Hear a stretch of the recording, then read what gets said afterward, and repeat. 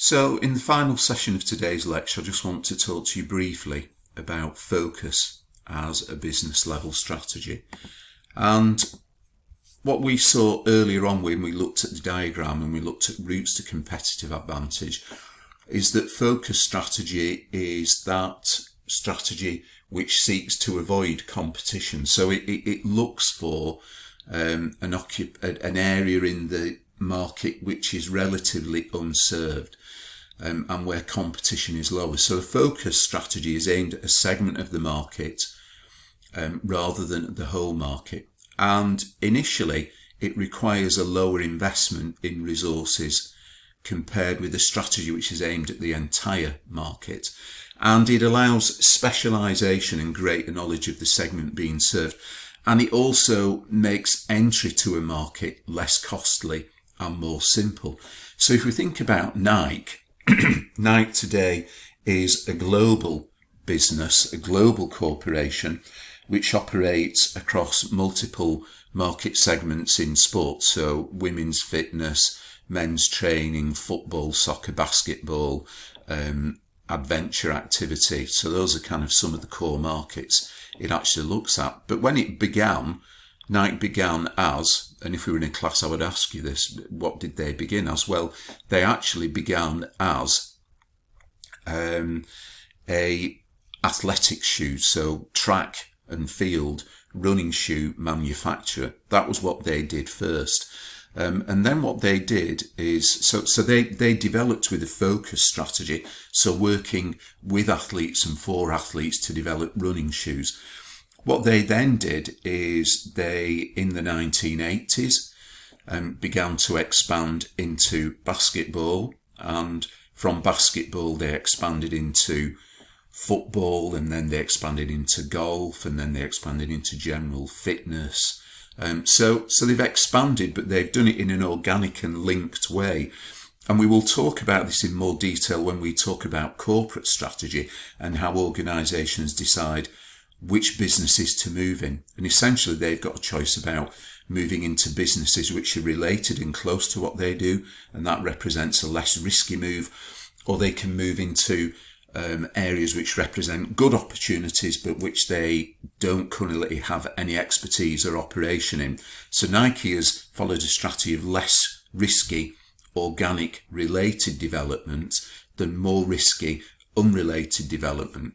But for the time being, we're just going to keep focused on this focus strategy, and it's useful to remember that Nike entered the market with a focus strategy, just aiming at kind of track and field, and it developed from there onwards. So focus strategy is about avoiding competition and focusing on a narrow market segment or small number of segments. So what examples have we got from this? Well, to be honest, not many in the health and fitness industry, and I think a lot of the developments that we've got are in the health and fitness club sector. So, you know, we often talk about an ageing population, and I often think that the health and fitness industry has been fairly slow in kind of reacting to this. They're still focusing on gyms which are really targeting younger people and offering services for younger people, and I've quite often felt that there is a market gap for serving older people. So this is a kind of North American, a US brand, which is targeted, it's a health club targeted at adults over 50. So it's not the whole market. It's specialising in there. What are their needs? They've got different kinds of needs and probably different kinds of activities which are required, and a different approach. So getting to know them and target them to try and corner that market who might not feel that they're particularly well served by some of the mainstream operators, the broad market operators. So Wellsian is one example. And here we've got kind of Nifty After 50, which isn't a great brand name and doesn't look great, but it's an example of what's happening in America and has been happening in America for a number of years. Now, more globally, so Curves is a women's health and fitness club franchise business. So you can buy a franchise and you buy the branding and the information and some of the programs. So that is a way of expanding your business, and Curves is a kind of, a focus on women's fitness clubs. And it is, I think, the biggest franchised health and fitness club business in the world, and it's been built around a kind of focus strategy. So we've got 50 plus, and we've got one which focuses on women, so female fitness. So there's some clear ones there. Now, concept gyms are also interesting, and they're a recent development. So Tribe is a club which is on Ecclesall Road, just up the road from Collegiate Crescent campus. And these are a kind of different kind of focus. They focus on a market segment who wants a very high intensity activity for which they're prepared to pay a premium price. So this could be an example of a focused differentiator. So these are, if you've ever been or are you aware of them, these tend to be high cost. And we're talking about maybe, £15 per session. And you go to the session and it's more like going to a nightclub. The environment is different. It doesn't look like a gym. And it's very high intensity. And the concept is that people they might not want to be a member of a gym, and they want to pay for one-off sessions rather than be tied to a gym, and they'll go to different kinds of activities at different times of the day and different times of the week for different activities. And concept gyms specialize in a certain thing. It might be spinning, it might be kind of cardio exercise classes or whatever. But Ray Algar, who has also who's done work on kind of budget gyms, has also looked at the health and fitness market more broadly and said what consumers really like about these concepts is they are highly focused. So they give you a kind of quick shot that they employ the best kind of instructors, and they're very focused on a specific activity. So that's an example of focus. Like I said, there aren't many of these in the industry, but there are some emerging now, and they're mostly in the health and fitness market sector. Although we can see, that Nike entered the market with what could be deemed as a focus strategy, and they've grown organically from there to become the biggest sports brand in the world. So that's an interesting way of thinking about, entering a market.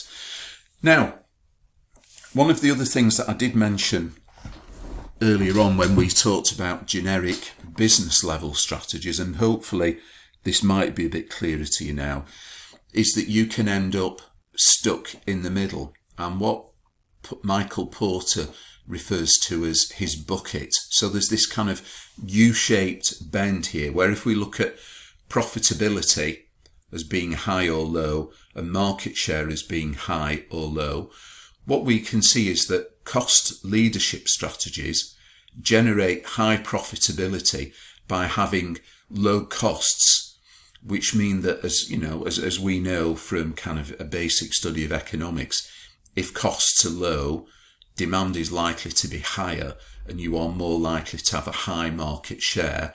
And therefore, although your profit margins may not be high because you're keeping the costs down, your market share is high, therefore your revenues are high and your overall profitability is high, and you've probably got good, what is called economies of scale if you are a market leader. So Pure Gym will have very good economies of scale as a source of advantage, which means its unit costs are actually lower than its competitors. So it is highly profitable as a business, or has the prospects of becoming highly profitable. Differentiation. Now, so we're talking about clubs like Equinox. They aim to be highly profitable by having a low market share, but by differentiating carefully, they're able to develop high profit margins by being able to charge a premium price, which is well over the cost of what it actually costs to be a differentiator. So their profit margins are high. So even though their market share is low because of their premium price, their profit margins per member or per sale are very high. So that generates very high profits. Now, Porter says a lack of focus on either a differentiation or a cost leadership strategy leads to you being stuck in the middle, because you will never focus all your efforts on driving costs down to get a cost advantage, and you will never focus all your efforts on differentiation, so you will never be able to charge a premium price. And if you can't charge a premium price, you're not going to be able to generate high profit margins. And if you can't keep your costs down, you're not going to be able to increase your market share. So you will end up stuck in the middle.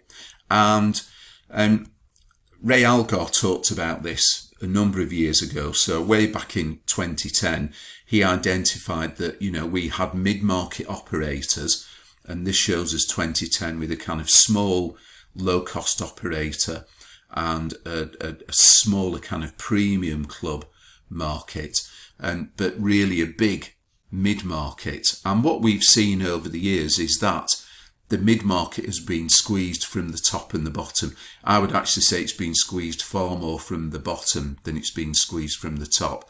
And so brands like Fitness First and DW Sports are another chain which has quite recently, just exited the health and fitness club business. They've really been squeezed out, and they've been squeezed out by the low-cost operators who are just out competing them on cost at acceptable quality. And they've really found it difficult to maintain the profitability that they had kind of pre-2010. So lots of clubs like JJB clubs, DW, and Fitness First that were mid-market clubs, they're no longer in this market because they've been squeezed out by the low-cost operators. And Porter would say that's because they ended up stuck in the middle. They didn't have a kind of a strategy which was based on long-term competitive advantage, which allowed them to generate higher profits. So they actually lost their way and have ended up exiting the market, which when we talked last week about competitive advantage and resources and competencies and having kind of strategic resources and superior competencies which would lead to competitive advantage, we can see that those are surviving in the industry are more likely to have those resources and competencies, and that in the end mid-market clubs ended up with redundant resources and competencies, which led to kind of market failure and selling out. So Fitness First sold some of its clubs to budget operators who converted them to budget operations, and some of the other clubs, it managed to sell to Virgin and so on. So it sold out and exited the market because it wasn't able to compete.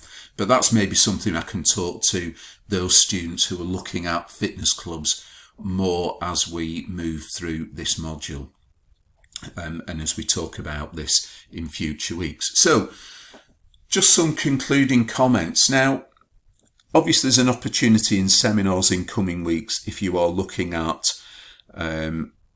a business which doesn't operate in the sports good manufacturing or health clubs. There's an opportunity for us to consider how relevant business level strategy and cost leadership or differentiation is. And maybe it's not a relevant business model in professional sports. Maybe some of its applications are relevant to sports gambling, but they may not be. Maybe it's not that relevant to sports broadcasting. But we could think about ways in which some aspects are relevant, and there are ways which some of these things are relevant. If you're a national governing body or a not-for-profit organisation, you could still learn some things from business level strategy, because you could kind of think, okay, well, how can we as an organisation think about becoming more efficient, think about becoming more responsive to our customers, and that might help us retain members, increase our sales, or it might help us retain participants. So we can think about how we might do that. We can also think about how businesses in general can improve quality in their activities, their functions, and we can think about innovation, and NGBs have come up with some good innovation in recent years and have been encouraged in the UK by bodies like Sport England to innovate, to try to attract new participants and bring new participants in.